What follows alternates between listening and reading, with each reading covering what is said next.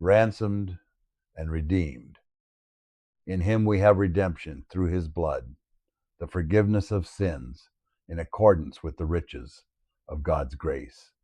Ephesians 1, verse 7. The word redemption carries the weight of a marketplace transaction. It is something precious being bought back at great cost. In Paul's world, everyone understood this concept. Slaves could be redeemed, purchased out of bondage and set free. Captives could be ransomed. What was lost could be reclaimed. But Paul isn't talking about silver or gold. He's talking about our very souls. We live in a world that tries to minimize the cost of our freedom.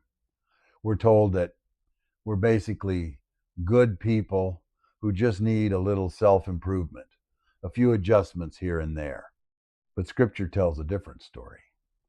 It tells us that we were enslaved to sin, held captive by our own rebellion, separated from a holy God by a chasm we could never bridge on our own. Enter Jesus. The redemption Paul speaks of wasn't a bargain. It wasn't a discount grace or a clearance rack salvation. It cost God something dear, the life of his own Son, poured out on a Roman cross. The blood of Christ became the purchase price for your freedom and mine. But notice what comes next: the forgiveness of sins. Redemption isn't just about being freed from slavery. It's about the complete removal of our guilt. The debt isn't just paid, it is forgiven. The record isn't just settled, it is erased. And all of this flows from the riches of God's grace. Not the scarcity of God's grace. Not the reluctant dribs and drabs of divine mercy.